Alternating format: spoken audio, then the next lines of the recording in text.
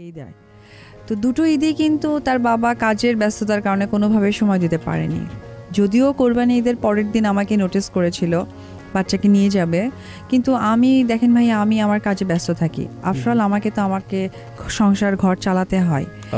তো সিনেমার কাজ তো একদম প্রচুর তাও কিন্তু নয়। তো সেই জায়গা থেকে হয়তো বা আমার কোনো মিটিং, কোনো শোরুম ওপেনিং বা কোনো বা স্টেজ পারফরমেন্স, লাইক আবার আপনাদেরই অনেক প্রোগ্রাম আমি করেছি প্রাণের গিট অ্যান্ড মেট, তো এগুলোর সাথে হয় কি আমাকে অ্যাটাচ থাকতে হয়। তো ঈদের সেকেন্ড দিনে এসে সে বাচ্চাকে দেখতে চাচ্ছে। তো আমি ভাবলাম যে জয় যদি বুদ্ধিমান হতো, জয় যদি বুদ্ধি থাকতো, নিশ্চয়ই জয় যেত না যে ঈদের দিন তুমি কোথায় ছিলা, বাংলাদেশে তো ছিলা, তারপরে রোজার ঈদে কোথায় ছিলা, বাংলাদেশে ছিলা। তো আমি ওই জয়ের জায়গা থেকে আমি ভেবেছি যে থাক এখন নিচে এসে ডাকলেই কি আর বাচ্চাকে দেওয়া যায়। আর জন্মদিনের দিন যেটা হয়েছে, আমি আসলে আমার ছেলে একটু পড়াশোনার প্রতি পড়াশোনা না, একটু পেন বা পেজ দেখলে খুব হ্যাপি হয়, যেখানে কিনা একটা টয় দেখলে একটা বাচ্চা হ্যাপি হয়। ও চকলেটস টয় এগুলো কিচ্ছু পছন্দ করে না। ওকে পেন অ্যান্ড কোনো একটা ডায়েরি আপনি দিলেন, সে খুব ভীষণ খুশি হবে। অথবা লার্নিং কিছু গেমস থাকে যেখানে ABC বলা হয়। তো ওই জায়গা থেকে আমি চিন্তা করলাম আমার ছেলেকে একটা বার্থডেতে কি গিফট দেওয়া যায়, এমনি তো ছোটো করে বার্থডে করছি।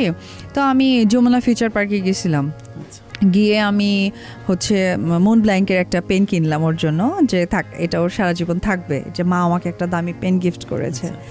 তো ওই সময় আমার এক কাছের বড় ভাই আমাকে ফোন করে বললেন যে দিদি আমি তো নিচে। আমি কোন নিচে? আপনার বাসার নিচে। আমার বাসার নিচে কেন?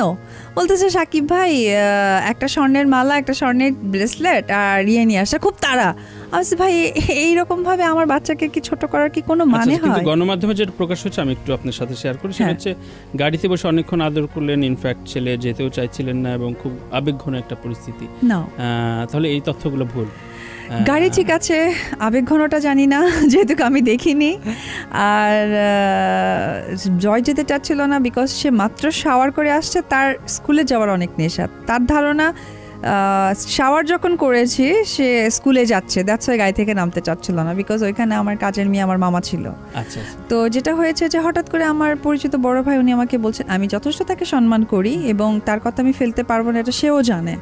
তো ওই জায়গা থেকে আমাকে বলতেছে যে তুমি দিদি আপনি আসেন। আমি সে এটা কেমন কথা? আচ্ছা আমি তো যমুনাতে আছি। বলছে বাবুকে দেখার ব্যবস্থা করেন কে? আমি বলছি ভাইয়া একজন শাকিব খান চাইলে একটা সিনেমা স্টপ রাখতে পারে 3 দিন, একটা শাকিব খান চাইলে একদিনের শুটিং অফ করতে পারবে না। I can believe this. আজকে যদি জয়ের বার্থডে হয়ে থাকে, আর এটা তো বিদেশি শুটিং না যে ভিসা সংক্রান্ত, এটা দেশের মধ্যে শুটিং, তো প্লেন ক্যান্সেল করতে বলেন, তাড়াহুড়ো কেন করছেন? আর আমি যেহেতু মাত্র বাড়ি থেকে বেরিয়েছি, যেহেতু সন্ধ্যায় আমি একটা পার্টিতে অ্যাটেন্ড করবো ছেলেকে নিয়ে, তো আমাকে তো এখানে গিফটটা দিতে হবে।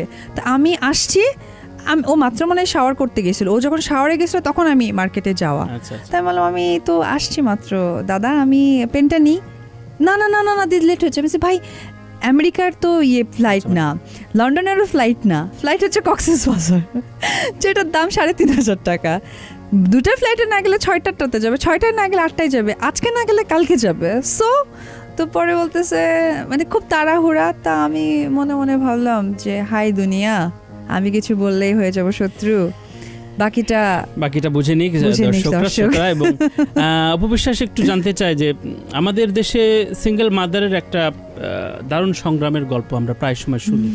ইনফ্যাক্ট আমাদের যে মানবাধিকার কমিশন সহ সুলতান আপাদের সাথে যে সব সেমিনারে আমরা অংশ নিই, তারা খুব করে বলেন যে সিঙ্গেল মাদারের সংগ্রামটা একমাত্র ওই মাটাই জানে।